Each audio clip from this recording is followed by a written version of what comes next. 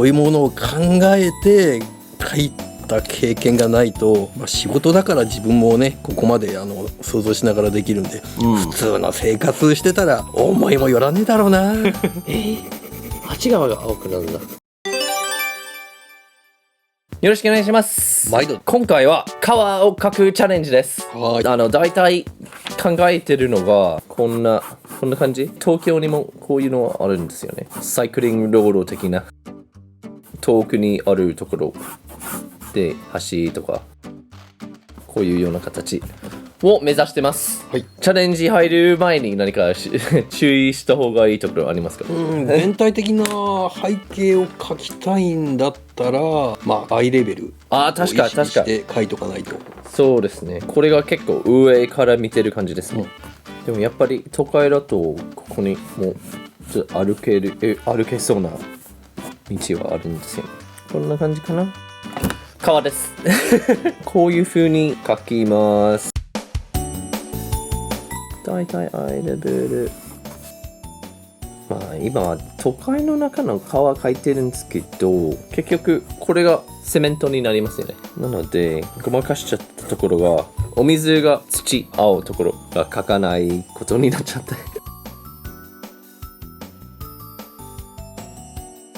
あっち側が都会に行く場所だけど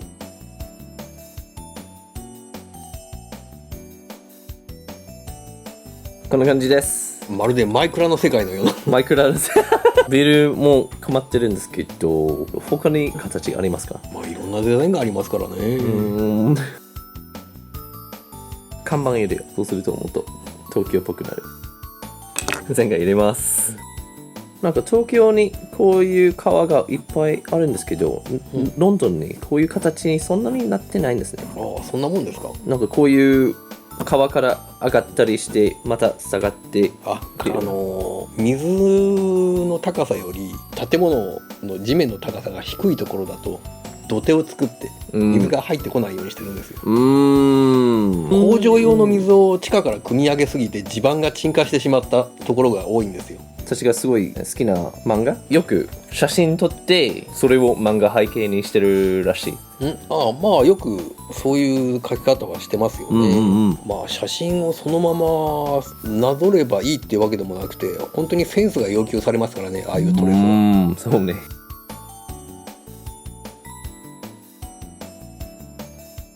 この前の勉強になった雲を描いてみます。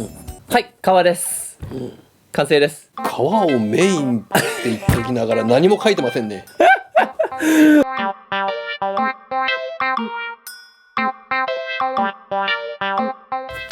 はい、川です。川あまり書いてないですね。じゃあ川書いてください。はい、お願いします。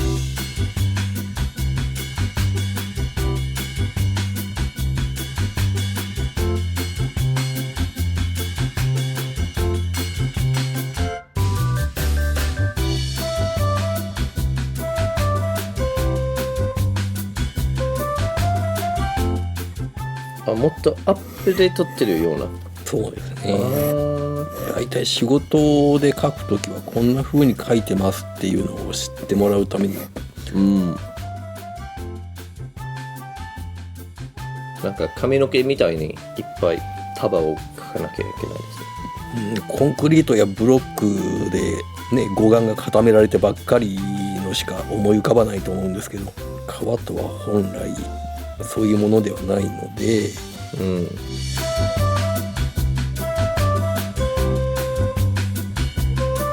なんか短い草とか長い草いっぱい種類入れた方が自然っぽくなりますね。そうですね。太い葉っぱとか葉っぱがない草とか、雑木林描いたと同じ感じで、種類がいっぱいあることが大事ですね。あとはランダムにいろんな角度に向いてる方が自然。やっぱり全部同じ方向に向いてるなら不自然。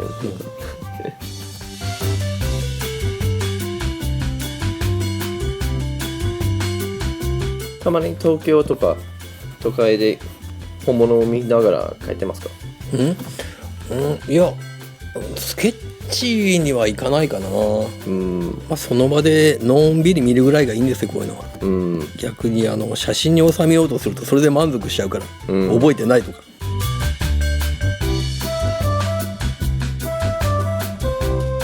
なんか重要な線が書いていそうですね。これが川の中に土のそうですね。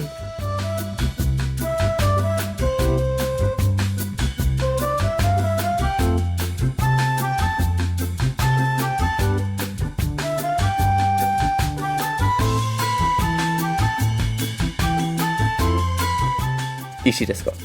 それはお水の中にある。そうなんですよ。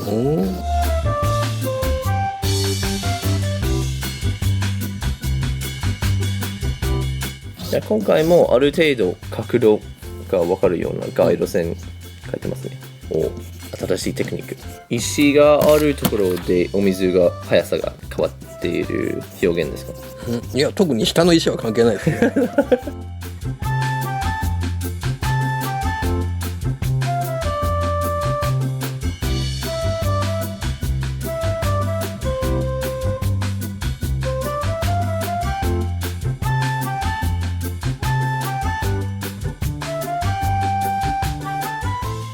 今の当たり線は青、ここまで塗るところですか？まあそんな感じで。この辺が青くなってここが土の色になりますか？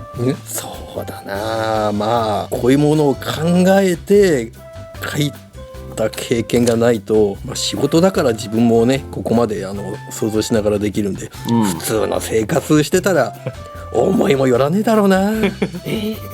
あっち側が青くなるんだ。便宜上これ青で塗ってるだけですよ。あ、そうなんだ。何色塗るんですか？そうですね。水色っぽくしてこれの影なんですよ。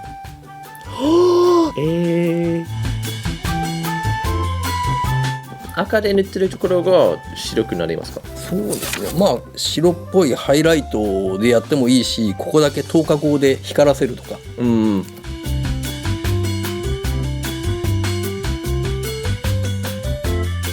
そういうところでお水の速さが変わってるわけじゃなくて、単純に太陽のそうね、光の反射ですからね。早いタイミングでこれがブレてると川の流れが速いんだなとかわかるじゃないですか。何枚くらい必要ですか2枚だけで。2枚で十分ですよ。本当になんか髪の毛の描き方が逆に立ちそうですね。こういう風にタッチでやるのもいいし、こういう風に指定した範囲を透過光で光らせるのもいいし。綺麗。それは境界線ただ分かりやすく。そうですよ。おお、魚。いいね。この魚何種類ですか？何にしましょうか。ウグイあたりとってもしてもらけますかね。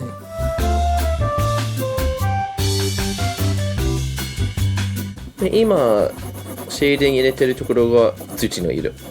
そうですね。もうここまで影になっちゃってますから。ほぼ緑になるけど一番尖ってるところが白くなるんですか？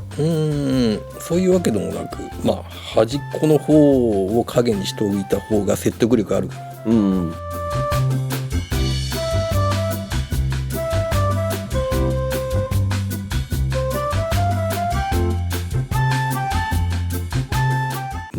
自分の仕事の場合こんな感じでレイアウトを取ってやってるんですけど、でこれの説明をさせていただくと、じゃーん。ですね。この水の範囲、これを別のレイヤーですか？水は別のレイヤーで単色水色で塗るとしましょう。